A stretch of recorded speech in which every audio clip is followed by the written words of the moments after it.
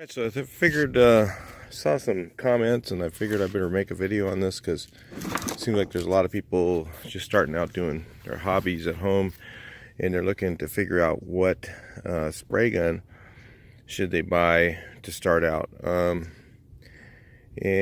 you know, that really kind of depends on how much money you really want to invest in what you're doing. And it all depends on the size of the compressor you have. So usually if you start out spraying your parts and car at home or whatever, you're playing around with stuff, you know, maybe you're doing a hobbyist restoration or something like that. Usually you don't have a lot of times you don't have a really big compressor. So the thing is that you can do it to start out is you have a couple of different options. I really like this LVLP gun here from Spray It. It's really low volume, low pressure, and they're about $50 on Amazon right now. But they also have this one from Harbor Freight, which is a HVLP. LVLP meaning low volume, low pressure. HVLP means high volume, low pressure. Now, high volume, low pressure usually means you have to have more air volume to run this gun, but it does run on a pretty low air volume. Now, you're not going to be able to run this on a really very well on a 2 horsepower 2-gallon compressor or something like that. You need a little bit bigger tank, a little bit more air volume than that. I think you probably can get away with about 9 CFM or something like that. I'm not sure what the specs are on it. You might want to check that before you buy it. But these are like $15. Okay, so if you're just starting out, you kind of dabble in it a little bit, you're going to replace this gun. Okay, so if you're looking at something a little more permanent, you might want to invest $50 and start with one of these, because this gun you could use for a long time and not wear it out as fast as this one. So it all depends on what you want to spend. So that's kind of a bench, you know, a starting point. Now they have guns that are similar to this for like $60, and a lot of the Chinese ones are really not much better than this one is for $15.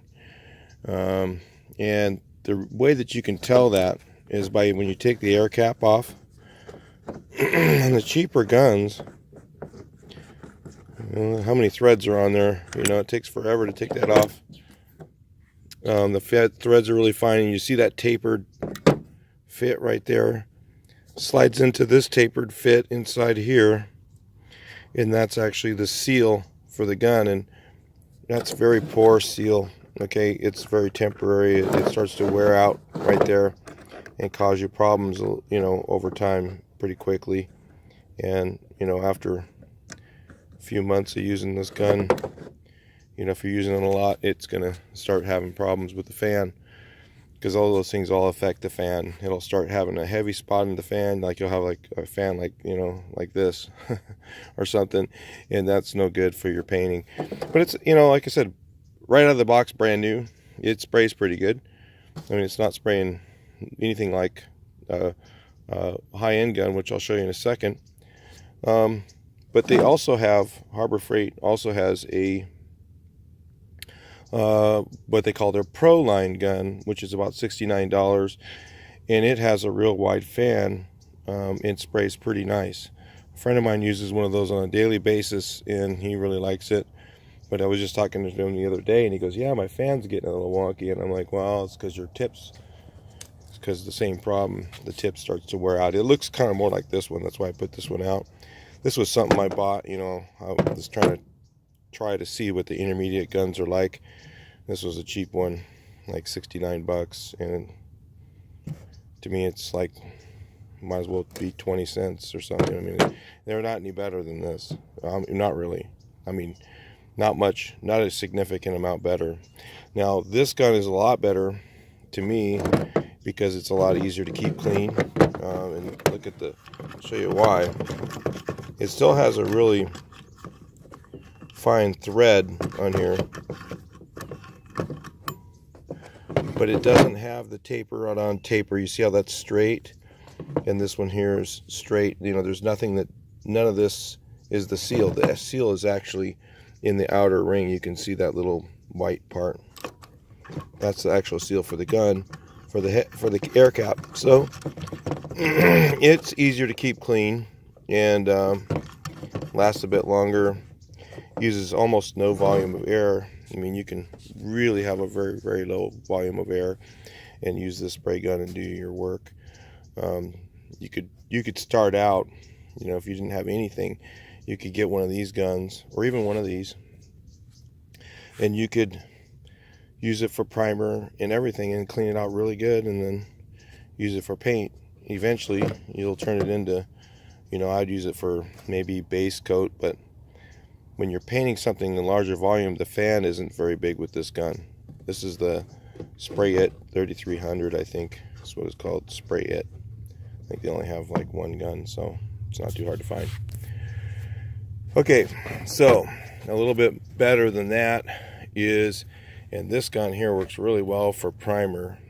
So if you're looking for a good primer gun, and you're going to use it a lot, you don't want it to wear out. This is an Iwata Airgunza, and the Iwata Airgunza is about $1.50.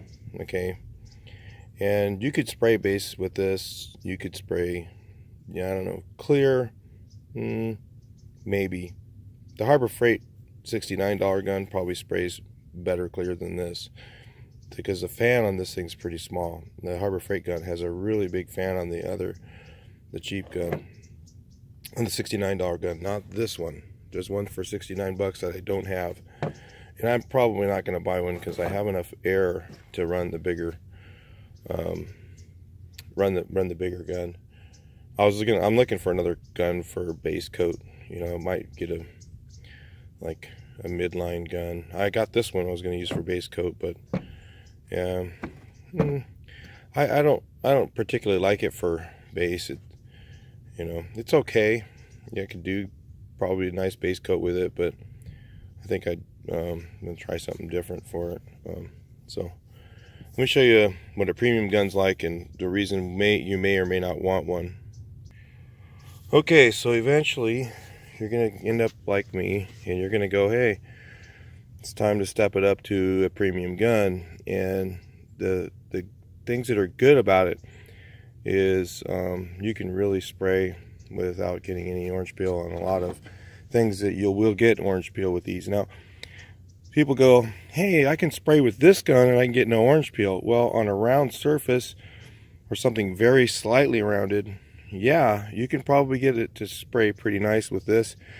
You could more than likely get it to spray pretty nice with this on even a clear coat.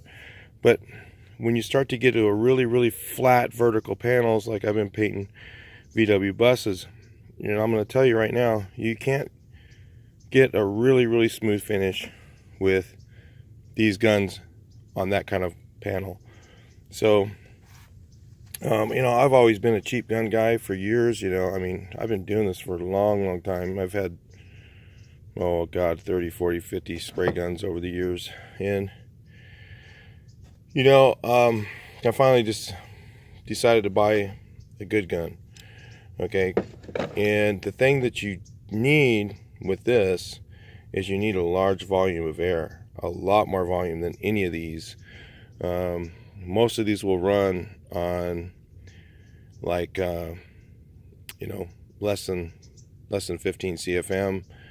This one here, you really need about at least 15 CFM to keep the air pressure up high, because you just hook it up to the air hose after using one of these, and you pull the trigger to where just the air's coming out, not the paint, and you can feel the air volume coming through the gun. It's just way more air going through the gun.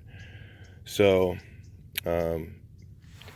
in order to benefit from this gun, you need a big compressor. So if you're just starting out and you don't have a 5 horsepower 60-gallon compressor, you know, with at least 15 CFM or more, which is eventually what you're going to need, You know, there's no way around it. You're gonna eventually you're gonna go, oh man, I got a small compressor.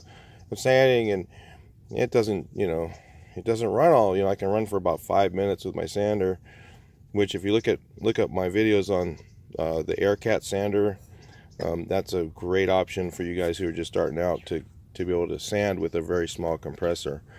But this gun right here, eventually you're going to want to step up to something like this. Now, this isn't the reason I get this one.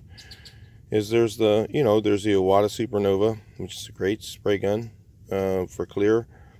There's the SATA 4000 or 5000, which is very good spray gun, excellent spray gun for clear. In fact, you can probably, I've heard, I have never used one really, so, and there's, Segolas and stuff like that, and there's other ones that are really good, but the reason I don't use I don't need the Iwata really, I mean, this one does a nice enough finish where just a little bit of color sanding and you can have it super smooth and, pretty much get that show car finish you're looking for if you want to.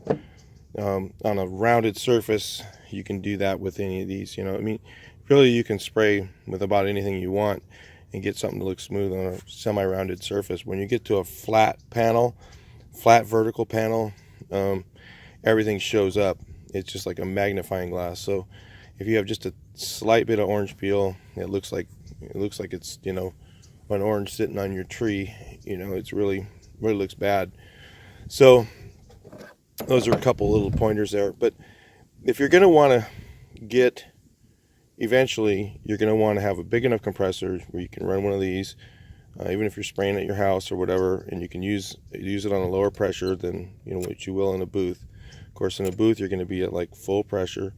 At home you probably won't be able to, because when you have it at full 29 pounds, it just, as soon as you pull the trigger, man, it's just like this real fine cloud comes out of it and you just can't see. So it's a different kind of cloud. It's not like the old guns when they had the spray mist. This is like super fine stuff. It's like becomes an immediate fog.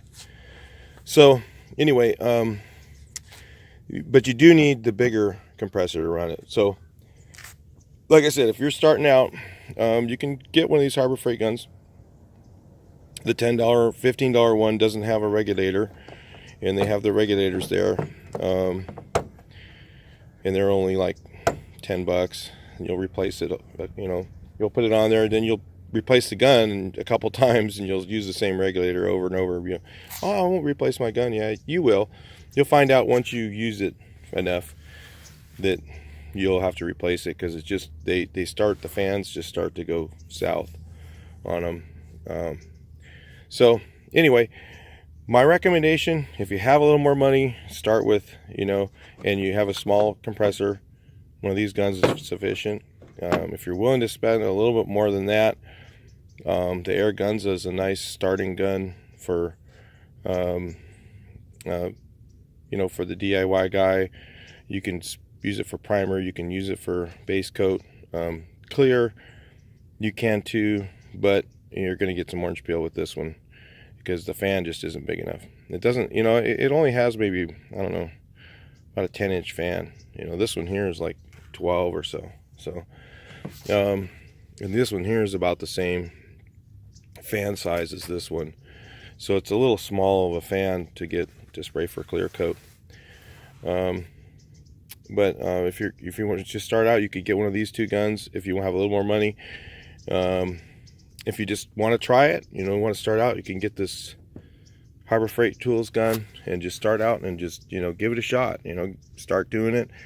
The worst thing is if you have too much money invested and you're not benefiting from it, then, what's the fun of it anymore? You got, $500, $600, $700,000 in spray guns, and, you find out that it's something you don't really want to do. So it's all right to just start out with the cheap one and give it a shot. It'll spray nice for a while until it doesn't clean, and then figure out, well, okay, I'm going to step it up to this one, or I'm going to go to the Air Gunza. I've gone from like, if I was just starting out, I would go from like this one, and then I would go straight to the Araganza, and then I would get myself one of these for my parts and stuff. And the reason I use this gun this gun a lot, is because at a very low pressure it can spray it okay, decent finish. And like if I'm painting my parts and stuff like that, if I have other stuff around, the overspray doesn't travel very far because it's very, very minute. So anyway, that's, you start to kind of figure that stuff out as you go. All right, so I'll talk to you guys in the next video.